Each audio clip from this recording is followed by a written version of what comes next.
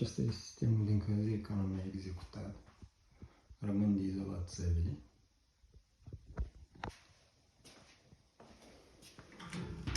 Pardoselele calde.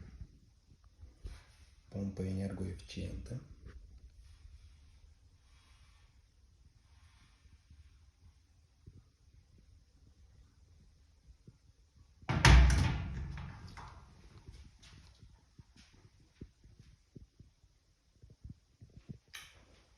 Boilerul, 150 de litri, termoelectric, are element de încălzire prin rezistență electric și schimbător de căldură de tip serpentin, filtrul de protecție a pompelor la pătrunderea obiectelor mecanice, pompa de încărcare a pufferului și respectiv centrala, 30 kW, LTEP, greu max, calculatorul de dirijare a procesului de ardere pentru a economisi din combustibil, pufferul, 1000 de litri,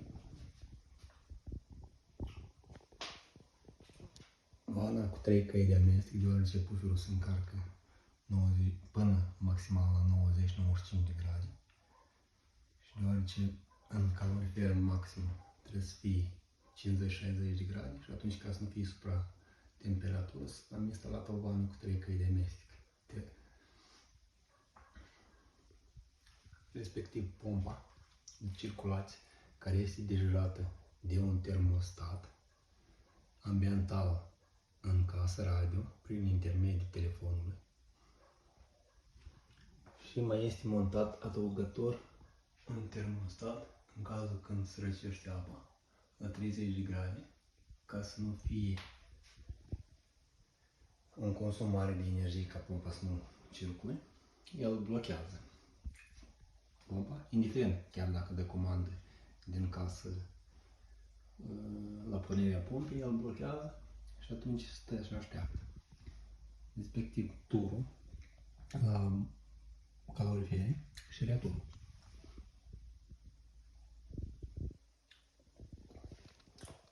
Turul la pardosele și returul la pardosele. Pompa pentru încărcarea pufferului de circulație. Un grup de siguranță adăugător. Aici este instalat. Aici un grup de siguranță adăugător și grupul de siguranță de bază. Aici este sistemul făcut prioritatea boilerului. Când se pornește tot procesul de ardere, prima ce se încarcă boilerul, după ce se încarcă boilerul, toată energia se transferă în puffer. Deci e instalat un releu termoelectric capilare, coșul de fum, în cazul când se răcește coșul de fum, se termină combustibilul de ars, el dă comandă la deconectarea pompului ca să nu recircule, să consume energia. Și respectiv e pus un întrerupător șunt la pornire, după care îl dai în jos și lucrează în regim automat. În interior e pus un releu simplu, care e jurat circuitul, termoreleul de la boiler de comandă. Când se răcește apa, se încarcă pufferul, după ce se încarcă pufferul în dependență de temperatură care e pusă, trece la puffer.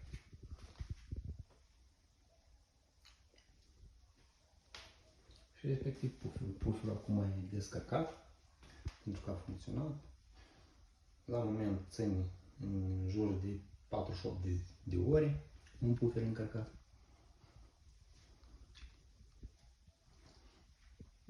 Și respectiv uneltele care sunt necesare. Pistol cu laser pentru măsurarea temperaturii și un aparat special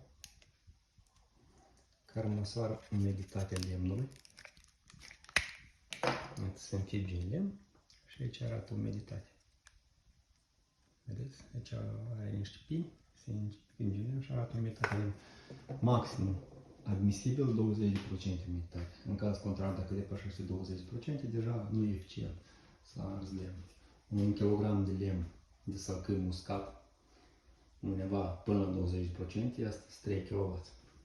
Și mai avem aici instalat vasele de expansiune, 150 de litri pentru coeficient de dilatare a apei și vasul de expansiune mai mic care e instalat la boiler. Și respectiv vana cu 3 căi de amestec pentru boiler. Deoarece în boiler se încălzește apa în jur de 85-90 de grade și când dăm drumul la robinet deja ne frigem. Și pentru aceasta am instalat o vană cu 3 căi termostatică care amestecul am setat 40 de grade, indiferent cât e în temperatura în boiler, ea o menține 40 de grade stabil. Plus minus coeficienți care sunt de abatere a vanei. Acesta e centrala, 30 kW. Schimbătorul de căldură. Deja e lemnul pregătit. Ușa e destinată pentru arzător cu pereți. Se scoate ușa, se instalează altă ușă, se pune arzătorul și deja procesul merge pe pereți. Și aici, respectiv, tava pentru cenușă.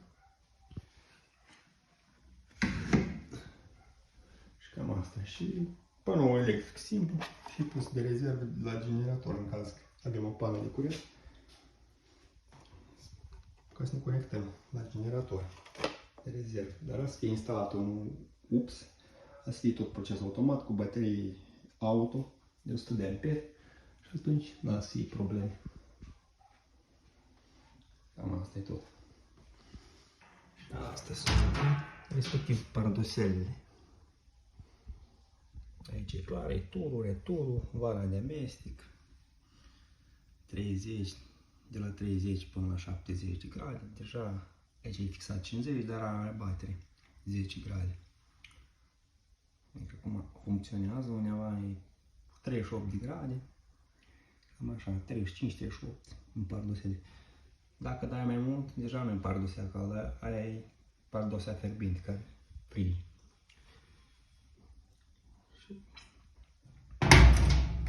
Da, sunt unele modificări care trebuie făcute, deja parcurs exploatarea mai depistat, deoarece boilerul are o serpentină de 16 kW, procesul de încărcare durează și calculatorul stă în stand-by și așteaptă permanent și deja nu e prea bine pentru centrala. Și atunci să fie modificat centrala la 30, practic la jumătate de energie și atunci eu am să împart. O parte de energie se ducă în puffer, o parte de energie în boiler. Tot să fie prioritatea boilerului. Prioritatea boilerului asta înseamnă că prima când se încarcă boiler, deoarece e destinat, poți să faci și vara focul, un pic ai pus niște vreascuri și s-a încălzit boilerul și ca să ai apă menajeră caldă și vara, fără ca să ducă în puffer. De aia s-a pus. Și ca să fie sistemul cu blocaj, s-a instalat două supape de sens, una cu flag aia cu arc și atunci fluxurile se blochează ca să nu fie circulație și în puffer și în...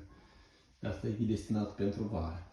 Și respectiv automatizarea foarte simplă, fără nicio problemă. Cam asta ce am de spus și scurile care pentru necesare.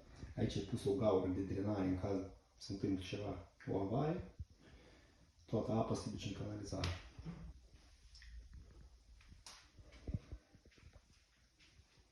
Și cam asta e tot. Da. Aici e ușa de afară care e și respectiv am instalat și o ușă din casă, ca să nu am probleme iarna. Când am nevoie ceva în casa Angelei, să nu înconjur toată casa. Și fereastra. Și respectiv s-a montat gura de aerisil care e permanent deschis. În caz de gaz, de oxigenare, orice combustibil are nevoie de oxigen. Și acesta este baza termostatului ambiental. Termostatul se află în casă și el comandă. Am stabilit o temperatură în casă, am făcut focul, am ridicat 90 de grade, la moment, când e afară plus, în jur de 48 de ore se menține stabilă temperatura, 21-22 în casă, cam limitele astea. plus apa caldă menajeră.